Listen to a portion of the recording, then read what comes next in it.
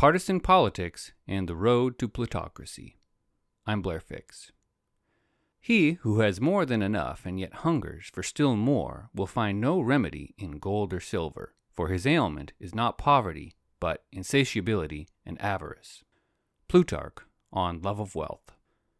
As billionaires dance in the halls of the Second Trump administration, it's haunting how well Plutarch's 2,000-year-old words describe the state of American politics.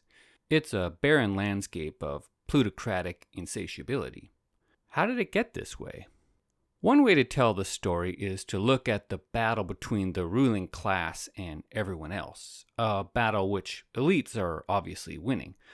But another way to understand the struggle is to look at the war between factions of the ruling class, a battle that plays out largely within partisan politics. On this partisan front, the historical backdrop is that for 40 years, Republicans have been playing a political shell game. As Jay Michelson puts it, Republicans appear populist, but act plutocrat. What's disorienting is that this shell game has worked. Although Republicans have historically governed for the benefit of the rich, they've recently rebranded themselves, successfully, it seems, as the party of the working class. Is this new Republican messaging sincere, or is it gaslighting? Well, Trump's billionaire-stacked administration is quickly answering the question for us. However, this essay is not primarily about Trump, nor is it focused on the future. Instead, it's a journey into how the partisan politics of the past have shaped the American plutocracy of today. The essay consists of a deep dive into the realm of U.S. state politics. The story will be simple and repetitive. Across states, I'll measure the degree to which Republicans control each state's legislature. Then I'll observe, in a statistical sense, the policies and social outcomes that follow. That's it. Of course, I'll add commentary along the way, but the goal is to let the evidence speak for itself. And what leaps from the data is this. Republican control of state legislatures is systematically associated with the rich being and becoming richer. In short, American plutocracy seems to be a quintessentially Republican affair. And that's not all. As we journey into the depths of U.S. state politics, the plot will thicken. We'll find striking partisan differences in the language used in state bills. We'll see the many ways that Republicans help the rich and hurt workers. We'll see the impact partisan politics have on the population as they work longer hours with less security. We'll see the toll that Republican control takes on human welfare, and we'll study the ways that Republicans gain power, despite enacting policies that are self-evidently bad for the majority. And we'll reflect on the reasons that plutocracy can become self-reinforcing. Think of the evidence that follows as a case study in how the machinery of democracy can be used to benefit the few and harm the many. It's a warning from the past about tactics that will no doubt be intensified by Trump and his posse of plutocrats. A brief history of Republican red and Democratic blue. Diving into U.S. state politics, let's start with its geography. Today we take for granted that there's a steep divide between coastal Democrat-voting blue states and interior Republican-voting red states. But in historical terms, this geographic division is a fairly recent pattern. For example, if we rewind the clock to 1975, we find that state legislatures were overwhelmingly controlled by Democrats. Figure 1 shows the map of state partisan control at the time. Looking at this sea of blue, it's tempting to think that in 1975, the U.S. was a much more liberal place. And in some sense, it was. Still, we need nuance when interpreting the landscape of partisan control. The big picture of American politics is that over long time spans, partisan ideologies can change. Case in point, the Republican Party was once the party of progress. It was founded in 1854 to oppose the slave power of the southern states. then under the control of the Democratic Party. After the North won the Civil War and instituted a brief period of Reconstruction, pro-segregation Democrats re-ensconced themselves in the South, while the North remained solidly Republican. Fast forward to the Great Depression. By then, Republicans had come to believe in minimal government intervention, so it was Democrats who championed the New Deal and the social safety net that would follow.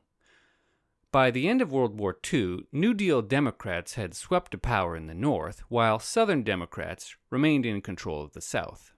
The height of this uneasy Democratic coalition came in the mid-1970s, as shown in Figure 1. By the 1980s, however, backlash against the civil rights movement caused Southern whites to abandon the Democratic Party. Meanwhile, Reagan's neoliberal revolution ushered Republicans into power in the North. All told, the map of state partisan control would be dramatically redrawn during the next 40 years. By 2017, Republicans controlled the majority of state legislatures. Figure 2 shows this sea of red. The party of plutocracy? With the neoliberal era red wave in mind, let's get to the meat of my thesis. Once the party of Lincoln, the evidence suggests that Republicans have since become the party of American plutocracy. As we'll see, Republican rule is systematically associated with the rich being and becoming richer. A coordinated U-turn, Republican fortunes, and American income inequality. During the turmoil of the early 20th century, the banner of American politics switched colors. The left went from Republican red to Democratic blue, and the right vice versa. By the end of World War II, this transition was fairly mature, paving the way for the modern order in U.S. politics. In the post-war era, Republican state-level fortunes came in two waves. Until the mid-1970s, Republicans gradually lost seats, but from the 1980s onward, state legislatures steadily turned red. In Figure 3, the top panel shows this partisan U-turn, measured in terms of the average Republican share of state legislature seats, weighted by population. Now to American plutocracy. As the bottom panel in Figure 3 illustrates, the fall and rise of Republican fortunes mirrors another important U-turn, the fall and rise of U.S. income inequality, measured here in terms of the top 1% share of income. Republican control and plutocracy within U.S. states. Continuing our dive into Republican-driven plutocracy, the evidence thickens when we look within U.S. states. Here we see a glaring connection between Republican control and the fortunes of the very rich. Figure 4 makes the case. But before I jump into the data, let me pause to describe the chart's presentation. The chart's format will be repeated many times throughout this essay. On the horizontal axis, I measure the Republican share of state legislature seats. In each state and in each year, I sum the Republican-controlled seats in both the state House and the state Senate. Then I divide by the total number of state legislature seats. The goal here is to measure the degree of control that Republicans exert over each state's legislature. The data covers all U.S. states for the years indicated. In Figure 4, that's from 1970 to 2018. The caveat is that I'll assign Nebraska a null value. While Nebraska is in practice under staunch Republican control, its state legislature is officially nonpartisan. Hence, the notion of Republican seats is ill-defined. Next, note that Figure 4 does not plot raw data. Instead, it organizes states into groups based on the Republican share of state legislature seats. Within each group, I then measure the statistic of interest and plot it on the vertical axis. In Figure 4, this statistic is the income share of the state top 0.01%. Finally, note that the blue line shows the median of this statistic within each partisan bin, and the blue shaded region shows the middle 50% of data. Now to the evidence plotted in Figure 4. it decisively implicates the Republican Party in the construction and maintenance of American plutocracy. Across U.S. states, greater Republican control of state legislatures is associated with a steady rise in the income share of the top 0.01%. To summarize the evidence, Republican politics seem intrinsically connected with modern plutocratic outcomes. That said, there's more testimony to be teased out of this state-level data. For those who are interested, I've crunched additional statistics in the appendix. But for now, I'm going to forge ahead and see what other nefarious things come with Republican rule. Republican priorities: measuring the language in state bills. As the old truism goes, if you want to understand politics, watch what politicians do, not what they say. The caveat is that gone are the days when kings ruled by leading the charge into battle. Today's politicians govern by crafting legislation, which is then interpreted by civil servants and the courts. Given the written nature of modern governance, a good way to understand what politicians do is to study the text of their bills. In what follows, I analyzed the text of thousands of U.S. state bills to see what we can learn about partisan priorities. True, there are many dimensions to partisan legalese, but here I'll highlight the jargon that relates to plutocracy. The language of class struggle. Although the rich would never use these words, they're incessantly engaged in class struggle. That's because what they call wealth is not a feature of the natural world. It's neither mined, nor minted, nor manufactured. Instead, wealth is a set of social relations that are imposed through the mechanism of property rights. And because property rights don't make themselves, the rules of wealth must be constantly articulated, tweaked, and enforced. On this front, the imposition of property rights is a quintessential form of class struggle, but it's one conducted by the ruling class using verbiage that is typically opaque and often arcane. We'll observe this jargon in a moment, but first, let's begin with the more familiar language of class struggle, the words used to describe the suffering at the bottom of society. In Figure 5, I've selected a sample of such words, terms like hardship, injustice, and oppression. Notice that for the ruling class, these words are toxic. There's no way to use them in a way that looks good for the rich, and so the solution is to avoid them. Or rather, the Republican solution is to avoid these words. Looking at the language in state bills, the jargon of class struggle becomes consistently less frequent as Republicans increase their grip on state legislative power. The language of ownership. Once purveyed by God, today the rules of power are secular. They're codified not in a divine text, but in the legal jargon of property. In capitalism, it's owners who rule, and it's owners who are rich. Of course, all governments are concerned with regulating ownership, but across U.S. states, this concern seems to have a partisan asymmetry.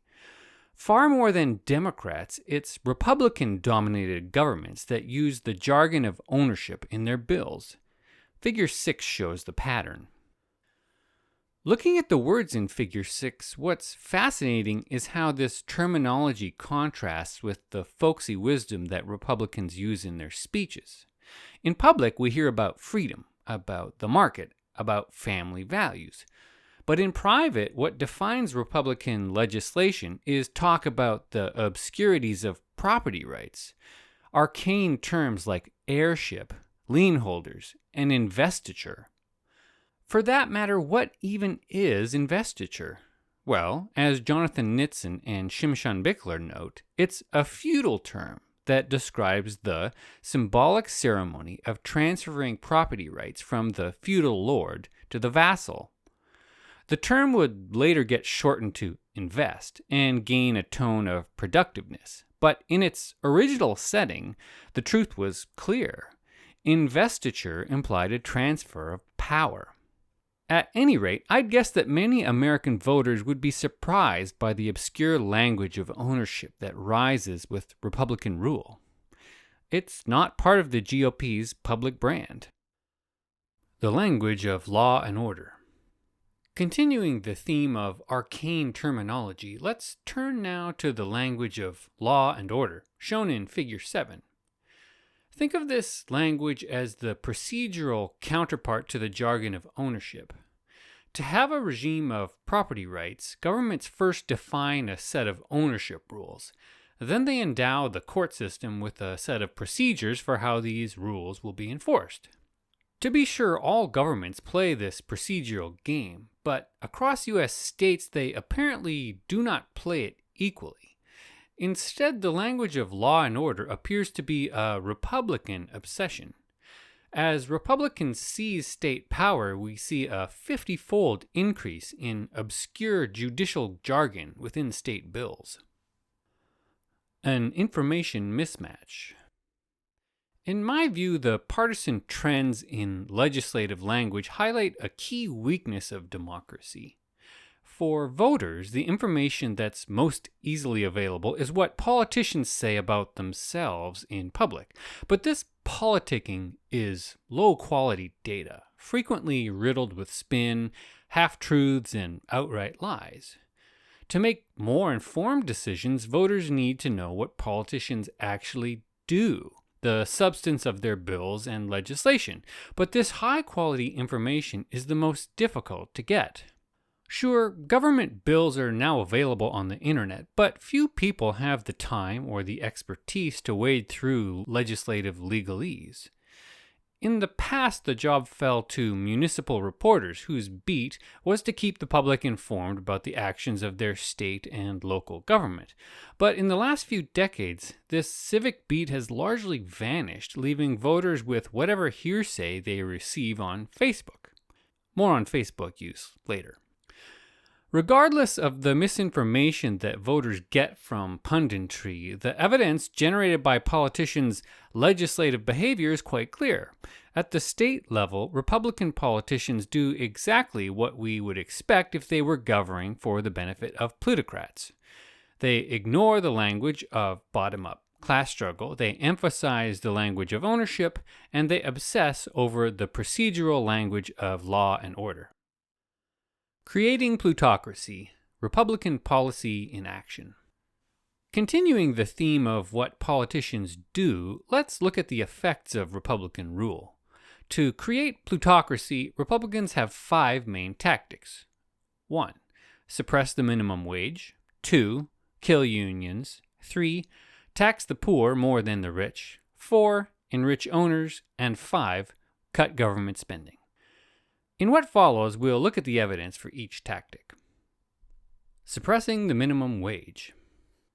Although Americans don't agree on much, they do agree that the federal minimum wage is abysmal. The backstory here is that the power to regulate wages resides largely with state governments.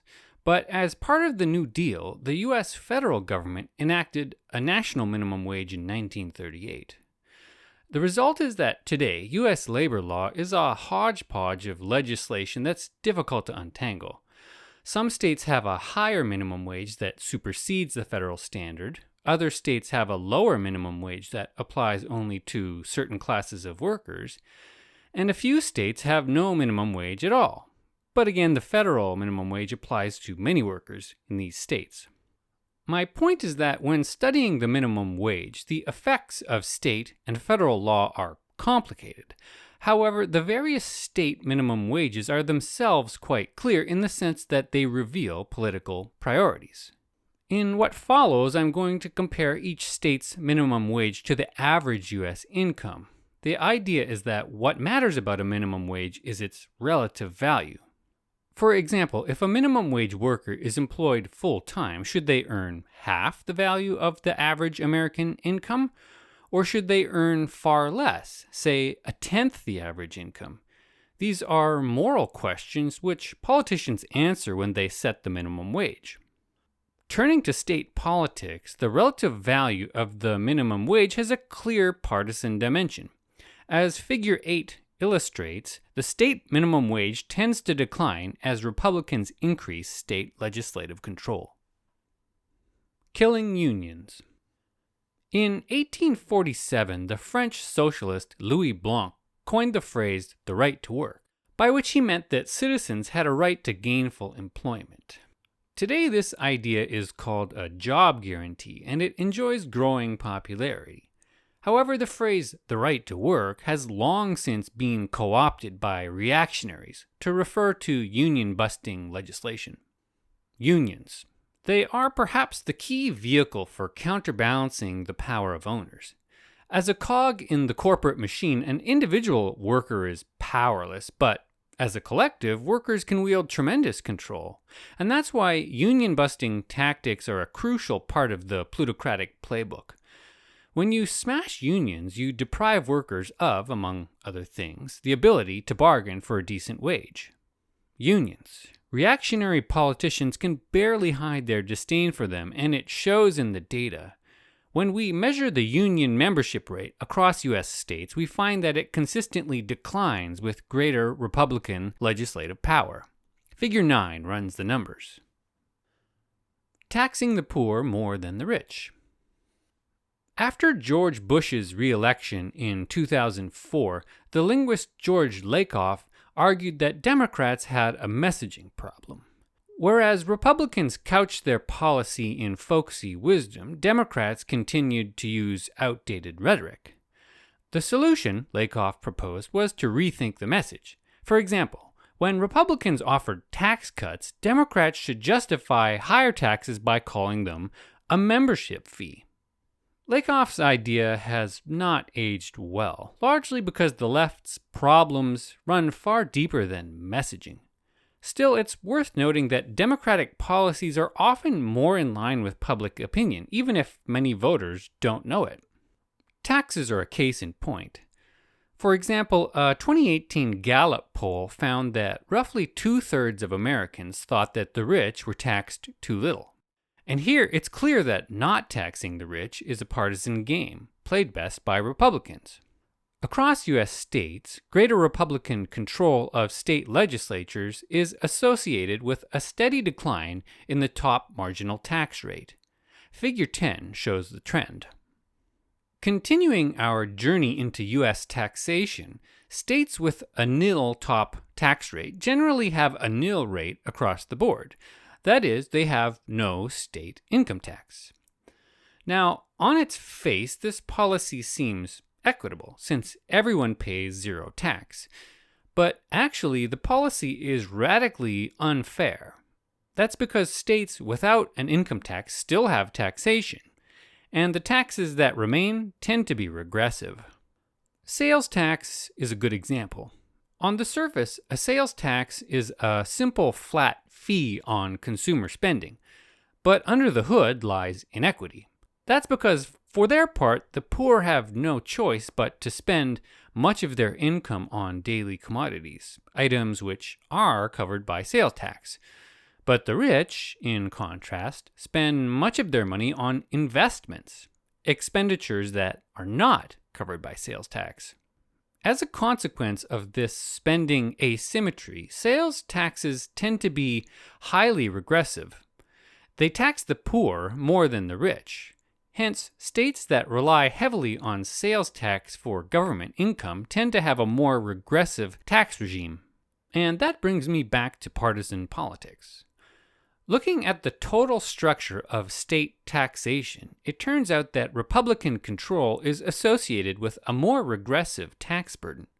Figure 11 does the math. Here, the vertical axis plots a measure of tax regressiveness, the degree to which the tax burden decreases with higher income. A lower value indicates more regressive taxation. Enriching owners.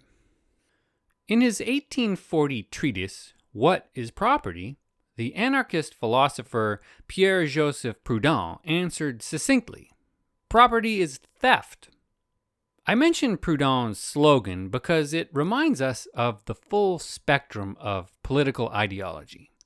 For the revolutionaries of the 19th century, almost everything was on the political table, including abolishing private property.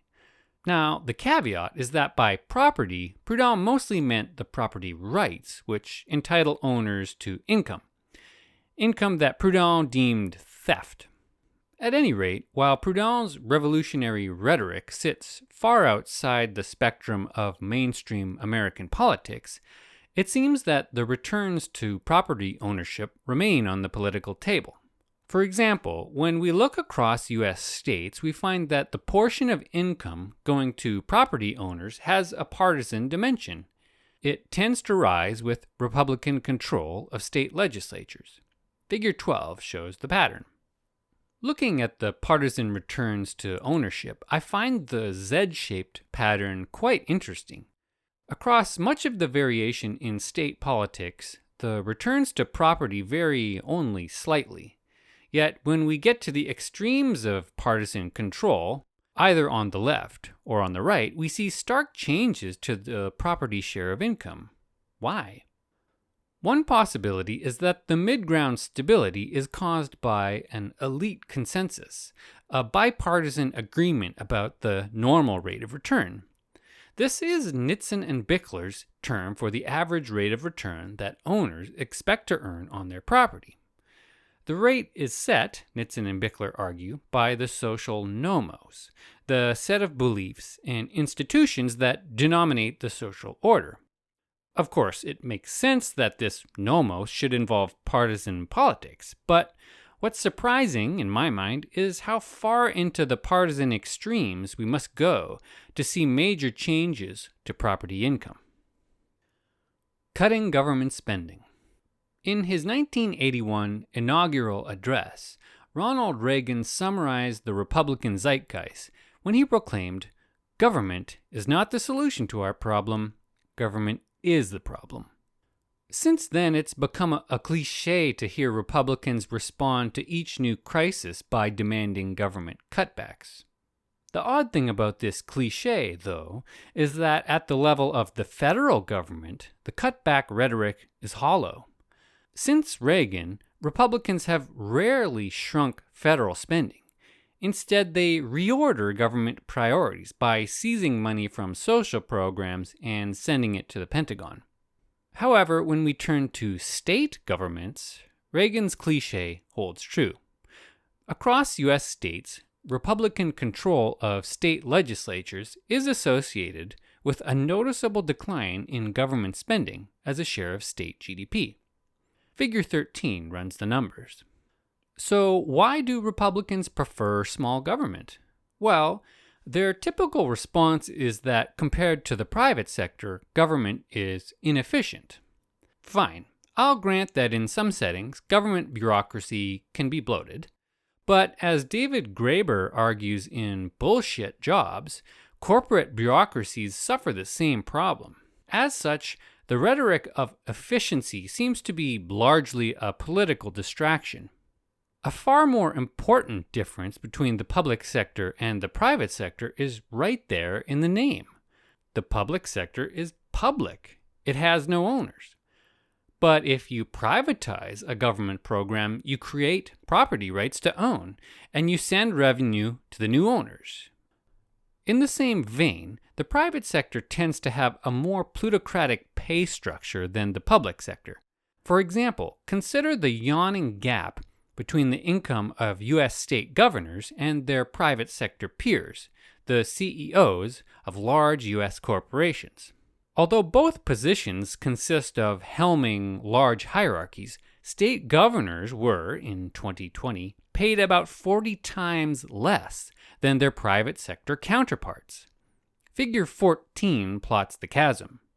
This striking public-private pay difference reminds me of talk about discipline.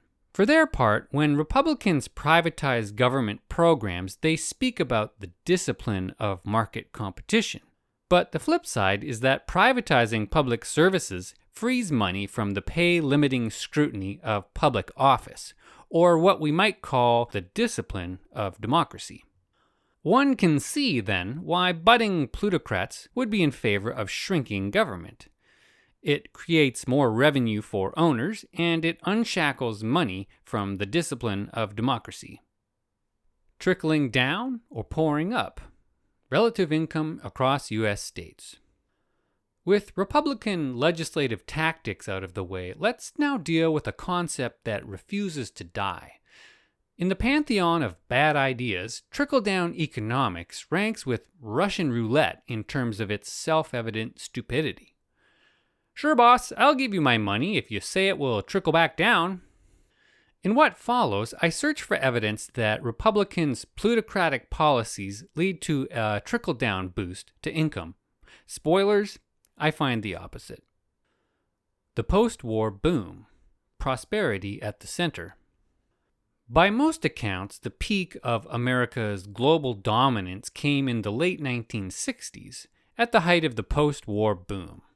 It was a period of unprecedented industrial growth, but also, by today's standards, a period of uncanny bipartisanship. Turning to American income, this bipartisanship left a distinctive mark. During the 1960s and early 1970s, American prosperity lived at the political center. Figure 15 shows the evidence. At the time, states with bipartisan legislative control tended to have the highest per capita income, while states with more partisan control, left or right, tended to be poorer. The peak of neoliberalism, prosperity on the left. Starting in the 1980s, Republicans swept into state power, bringing with them a host of pro-business policies. As it turns out, the effects of these policies are written on America's modern income landscape. But when it comes to trickle-down economics, the trouble is that these income effects go in the wrong direction. Figure 16 illustrates. Today, average state income remains strongly tied to the partisan control of state legislatures. However, it's now Democrat-controlled states which tend to be richer, while Republican-controlled states tend to be poorer. In short, if the wealth is trickling down, the evidence has a funny way of showing it. The plutocracy is the point. To summarize, it's difficult to find evidence that Republican rule has led to wealth trickling down. But then again, that's because trickle-down theory was never serious science. It was always a rhetorical mask for a more straightforward goal, making the rich richer. On that front, when we take the stated goal of enriching the wealthy at face value, suddenly the evidence makes sense. Across states, the relative income of the richest Americans scales consistently with Republican politics. Figure 17 illustrates. So it seems that despite the trickle-down charade, the plutocracy was always the point. The American hustle. So far, we've seen that Republican legislative control is associated with greater income inequality, as well as a host of pro-business, anti-worker outcomes. Continuing this theme, let's turn now to some social ills that lie downstream of Republican rule. Working longer hours.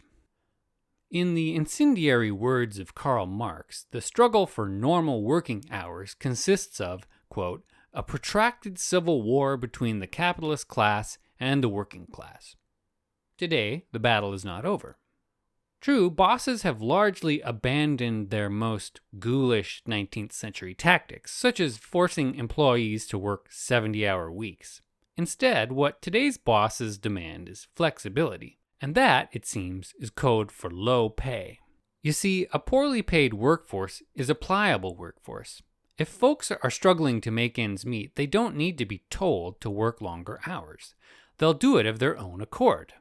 On that front, we've already seen that across U.S. states, Republican legislative control is associated with a host of pro-business policies which, among other things, worsen the minimum wage and kill unions. So how do workers respond to this newfound flexibility? Well, it seems that they react by working longer hours. Figure 18 shows the pattern. Across U.S. states, Republican governance is associated with a consistent rise in the length of the average work week. More bankruptcies. When it comes to social safety nets, things like unemployment insurance get much of the attention, but I'd argue that bankruptcy law is also essential. Without the right to file bankruptcy, folks with unpayable debts risk becoming indentured servants to their creditors. Of course, as with claiming unemployment insurance, filing for bankruptcy is not a good thing. It's a sign that someone's finances have gone catastrophically wrong. And unfortunately, in the United States, there's a baked-in reason for financial catastrophe. It's called healthcare. Alone among wealthy countries, the U.S. still ties health insurance to employment, which means that many of the most vulnerable Americans are uninsured.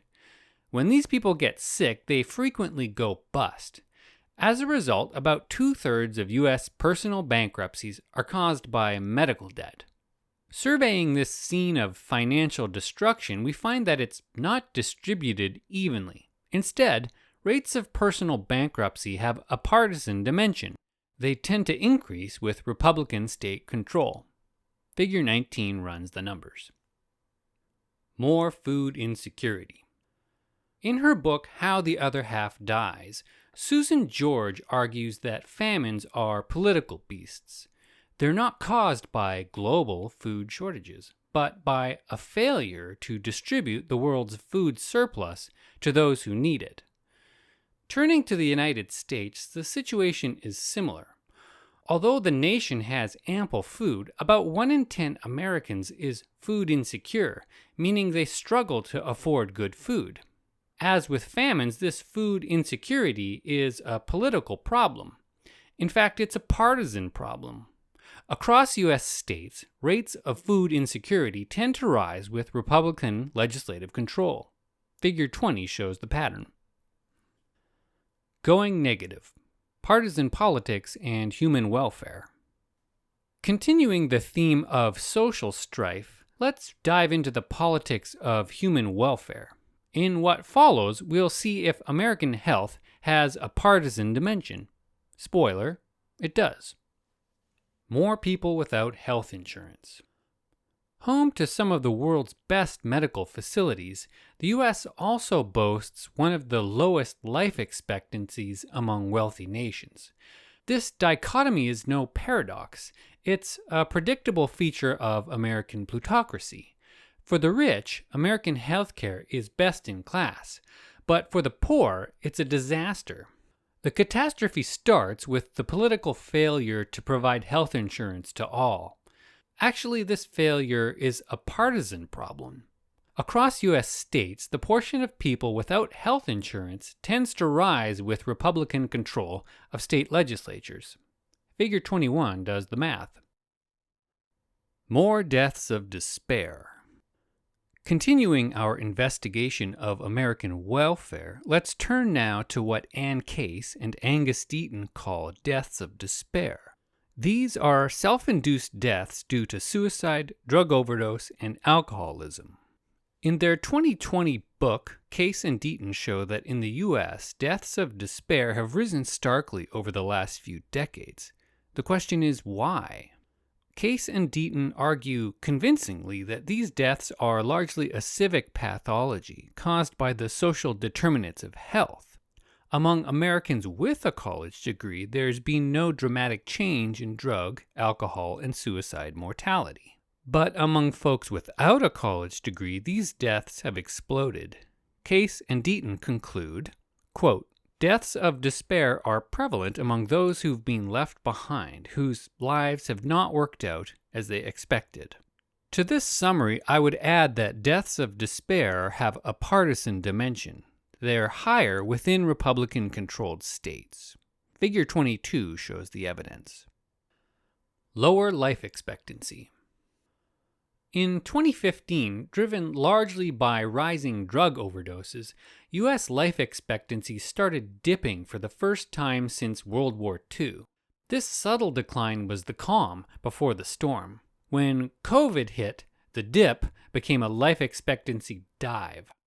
Much has been said about the United States' unique pandemic failings, to which I have little to add. But I will note that in modern America, even death has become politicized.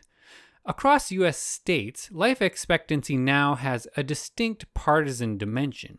It tends to decline with the degree of Republican control.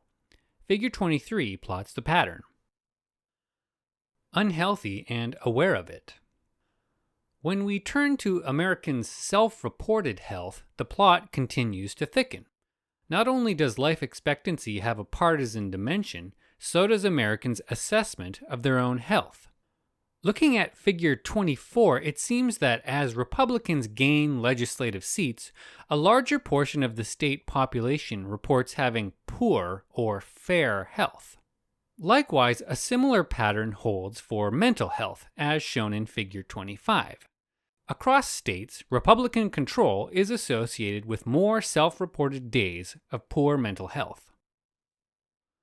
Meta-awareness? To summarize our foray into American welfare, residents of Republican-controlled states tend to die younger than their peers in Democratic strongholds, suffer more from self-induced deaths of despair, and appear to be aware of their own bad health. What remains unknown, however, is whether there's meta-awareness of these patterns. In other words, are Americans aware that there exists a partisan health hierarchy? And are they aware of their status in this hierarchy? To date, we don't have the data to answer these questions, but I suspect that on both fronts, the answer is largely no. The wrong sort of beacon. For all his failings, Donald Trump has achieved one thing. He's taken American politics to a darker place. Now, it's not that dark politics are good in their own right. It's that for years, Americans' mainstream political rhetoric has been growing out of touch with reality. Ever since Reagan, American elites have regurgitated his sunny vision of U.S. exceptionalism, endlessly professing America as a beacon of hope for the rest of the world. And yet, increasingly, the U.S. is the wrong sort of beacon. For a host of indicators, it's worst in class among rich nations. So at least with Trump, we have a politician who proclaims, right in his Make America Great Again slogan, that America is no longer great. On this ominous note, it seems fitting to close our journey into the U.S. partisan landscape by studying what has become the signature element of American exceptionalism. Its project of mass incarceration. More mass incarceration. Because there are so few parallels, it's difficult to communicate the scale of American incarceration. But here's one comparison. In per capita terms, U.S. imprisonment sits only slightly below Rwanda, a country that not long ago endured a mass genocide. Yes, modern America is an exceptional place. The U.S. project of mass incarceration began as a response to the crime wave of the 1970s and early 1980s, and yet from the outset, the project had a political tone. As Bickler and Nitzan observe, the growth of American mass incarceration went hand in hand with rising income inequality, a pattern that they argue is no coincidence. Even today, American incarceration bears the long shadow of plutocratic partisan politics.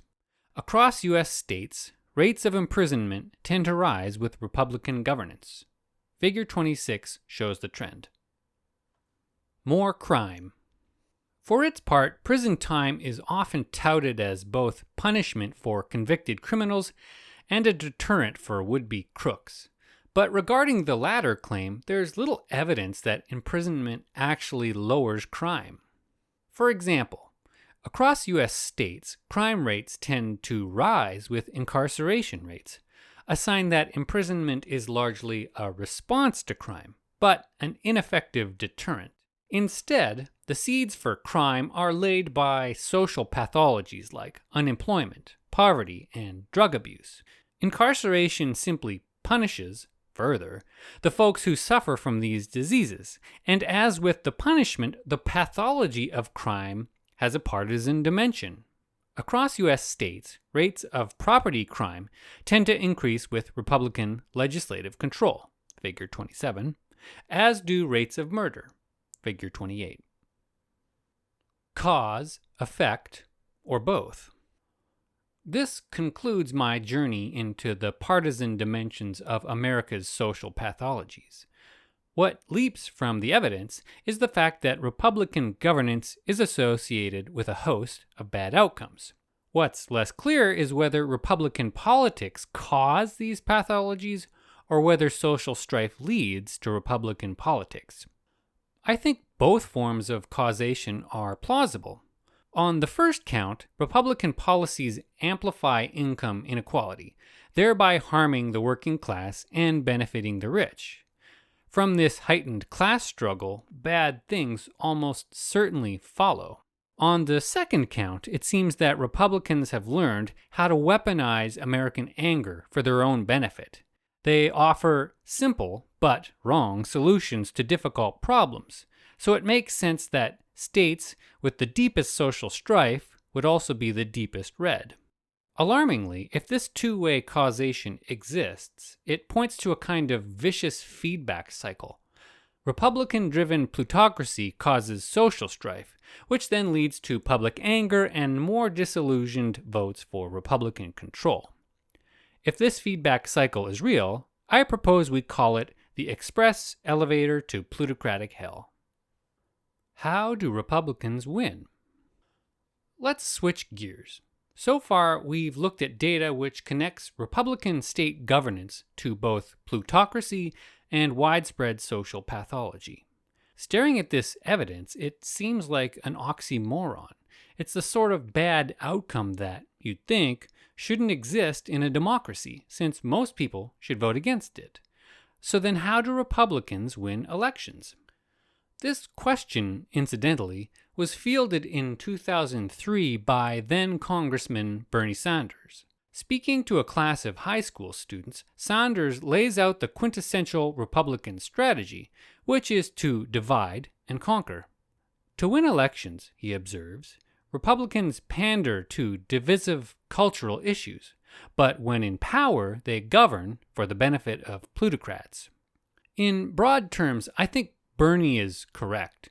That said, there are some subtleties to Republicans' bait-and-switch tactic which need to be teased out.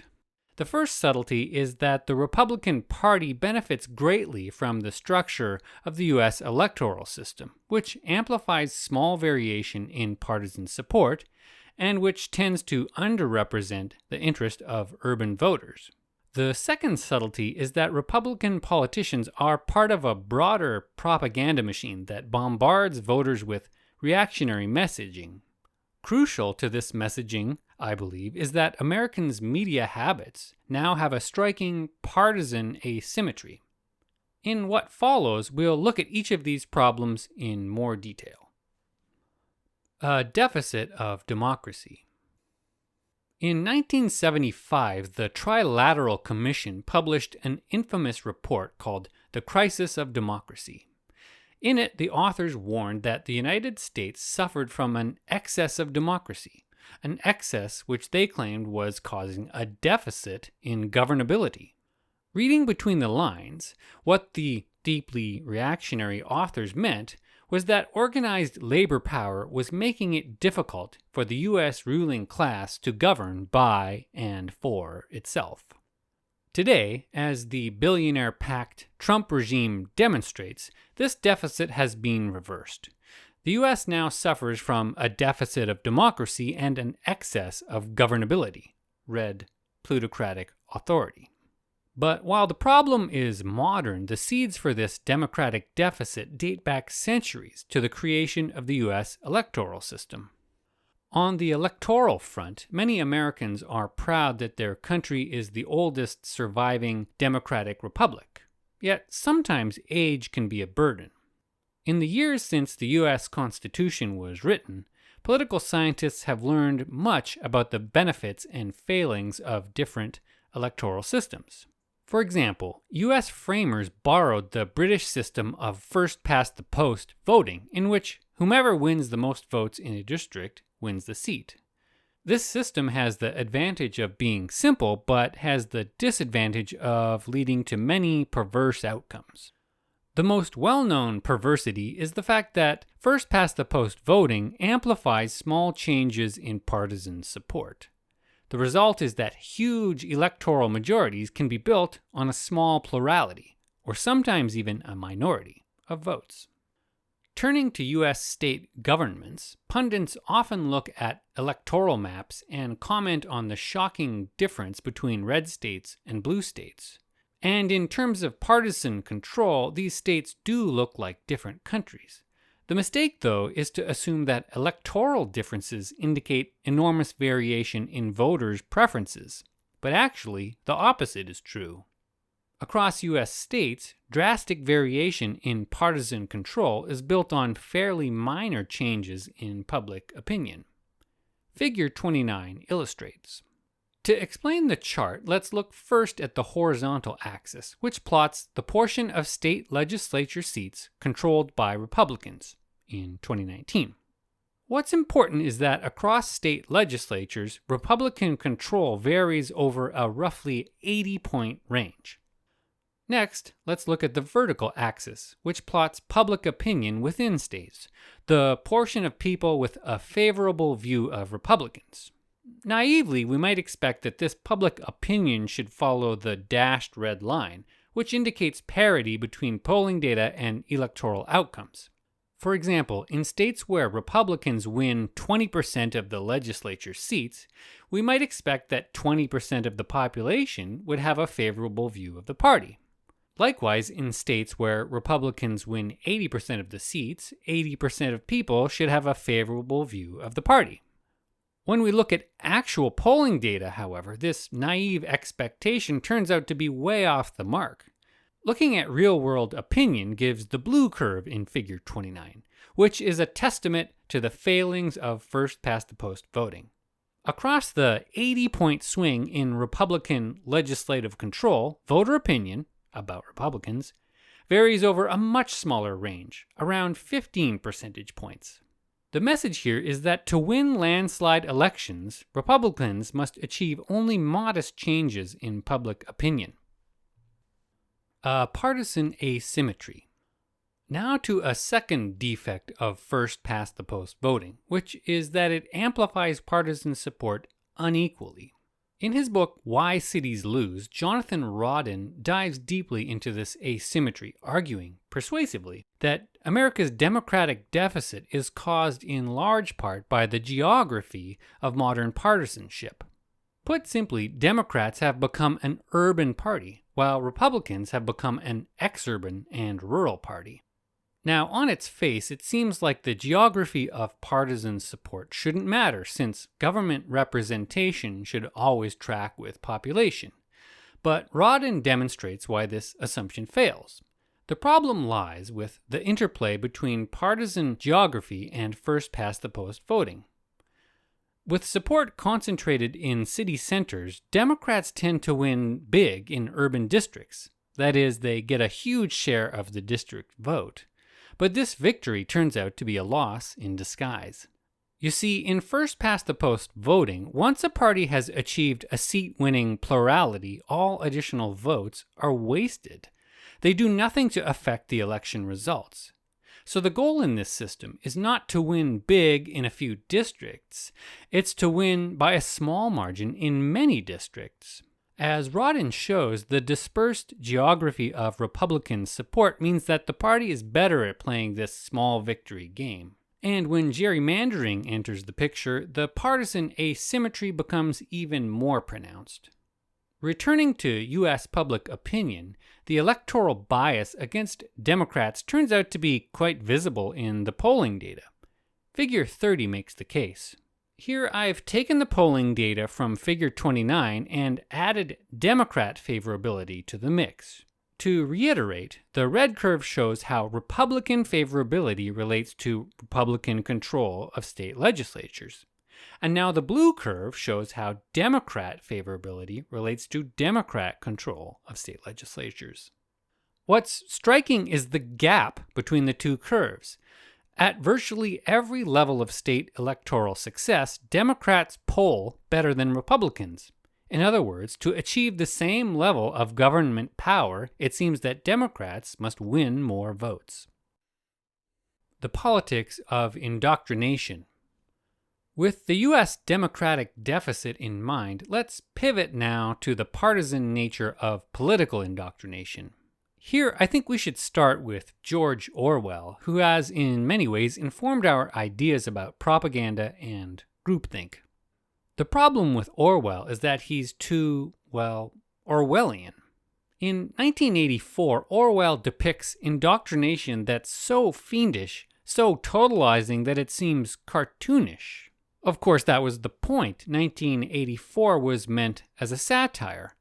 However, the lasting effect of Orwell's writing has been to raise the bar for what constitutes indoctrination.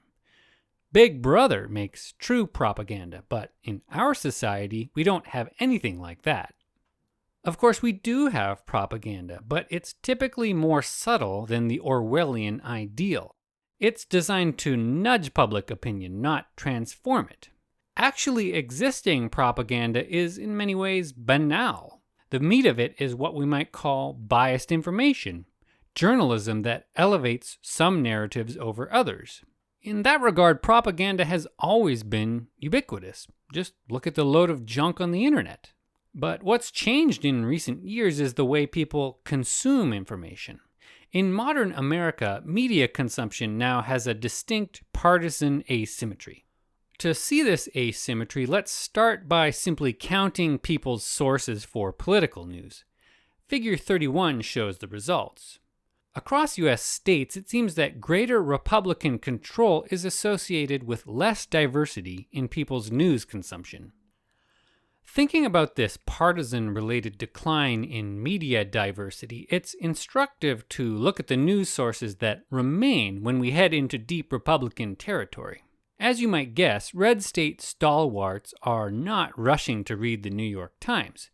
Instead, they lean towards what we might call a Foxbook diet, which consists of a helping of news from just two sources, Fox and Facebook. Figure 32 plots the rise of this diet. In my mind, this partisan diet is instructive, if a bit unsurprising. For its part, Fox News has a Republican bias that's about as subtle as a punch to the face.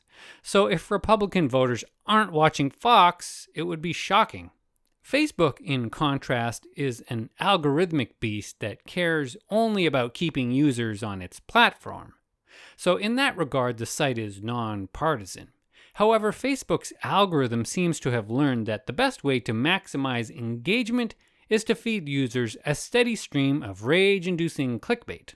And as we now know, one does not generate engagement-maximizing content with journalism that carefully surveys the evidence. That job is done best with made-up facts and strident lies. Am I saying that Republican control rests on lies? Yes, I am. Finally, let's not discount the opinion-shaping importance of ignorance. In modern America, a non-negligible portion of the population does not follow political news. In effect, these folks are the most gullible marks because when fed political propaganda, whether from friends, colleagues, or political advertising, they have no independent sources on which to judge their claims. As such, these poorly informed folks tend to ride whatever zeitgeist they're served. Now, in any setting, being poorly informed about politics is an anathema to healthy democracy. But in the Citizens United era, the stakes are even higher. Today, Americans are subjected to a torrent of oligarch-backed political advertising that's so pervasive it's nearly impossible to escape. And so, without a steady inoculation of journalistic facts, this plutocratic propaganda will inevitably do its job. Indeed, the effect may already be visible. Across states, political ignorance now has a partisan dimension. As Figure 33 shows, Republican state power is associated with more people who don't follow political news.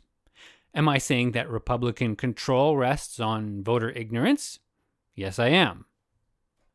A nudge is all you need. Looking at the partisan dimension of American media consumption, I should note that the effects are somewhat subtle. For example, when we travel from deep blue states to deep red states, the Foxbook media diet increases by about 10 percentage points. Likewise, the diet of political ignorance, no political media consumption, increases by about 3.5 percentage points. Summing these two diets, we get a roughly 14-point swing in media consumption across the state partisan spectrum. Obviously, this 14-point swing is not Orwellian. In other words, there is no state population that receives all of its political information from Big Brother Murdoch or Little Brother Zuckerberg. But then again, in the US electoral system, there's no need for such totalizing propaganda. As we saw in Figure 29, the difference between a Republican state landslide and a Republican state shutout rests on a roughly 15-point swing in voter opinion. In short, American propaganda doesn't need to move mountains. It just needs to convince about 1 in 7 people to alter their opinions. In this context, a 14-point change in voters' media habits is massive. It's conceivably the whole partisan effect. This is the deceptive power of the conservative media empire and the unwitting power of the American swing voter. The tyranny of riches.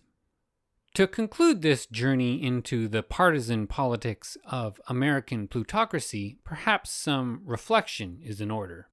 As a scientist, I often find it gut-wrenching to watch the snail's pace at which established scientific knowledge trickles into the public consciousness. The study of income inequality is a good example. In 2001, Thomas Piketty and Emmanuel Saez published a landmark paper which showed, for the first time, that U.S. top income shares had been on the rise since the 1980s. Piketty and Saez's work has since been replicated and expanded numerous times. In short, scientists know that the U.S. is becoming increasingly plutocratic, but the public has been slow to catch on. And in a sense, that's not their fault. The average person has neither the time nor the training to read scientific papers. So if they receive news about inequality, plutocracy, or oligarchy, it'll be from second-hand sources. But even then, such topics rarely enter the mainstream news until elites start to discuss them. On that front, Joe Biden made waves in his farewell address by warning that an oligarchy is taking shape in America, marked by a dangerous concentration of power in the hands of a very few ultra-wealthy people. Now, what's remarkable about Biden's language is its rarity in American history. A quick search of presidential speeches suggests that prior to Biden, sitting presidents have used the word oligarchy just 3 times. Moreover, the last president to speak the word oligarchy was Franklin D. Roosevelt, who used it in 1937. What's also notable are the circumstances behind Biden's remark. It took an incoming president who was, in plain sight, packing his administration with billionaires for an exiting president to warn of the dangers of oligarchy. Shakespeare couldn't have written a more tragic affair. Indeed, the word tragedy seems appropriate. For its part, the left often assumes that politics is like theater, and citizens are the audience. So when the plot goes awry, everyone knows. But a more fitting metaphor is that politics is theater and citizens are characters. They're unwitting participants who have unequal knowledge of the plotline that surrounds them. It's this inequality, I believe, that is the undoing of democracy. Those who were paying attention knew that Trump stood boldly for oligarchy and that his working class rhetoric was snake oil. Clearly, American billionaires could read between the lines, probably because Trump's bombast was new, but his bait-and-switch tactic was old Republican hat. And yet, a majority of Americans bought the lies that Trump was selling. Why? Historians will, no doubt, be unpacking this question for decades, but for what it's worth, I think we can tentatively answer the question right now. Working-class Americans are angry, yes, but they're also uninformed, and in a way that plays directly into the hands of plutocrats. For their part, the rich rarely get hoodwinked by political propaganda. For example, we never hear about the billionaire who mistakenly voted for a progressive politician thinking they, the politician, would deliver tax breaks. And yet it's a tired trope to hear about working class folks voting for a candidate who speaks their language but who's actually on the side of oligarchs. This knowledge asymmetry is a key weakness of democracy, a weakness that's being exploited before our eyes. Indeed, we don't need to wait for the plot climax to see how it works. Today's polling data lays it bare. In modern America, the diversity of people's news consumption increases starkly with their income. Figure 34 shows the ascent.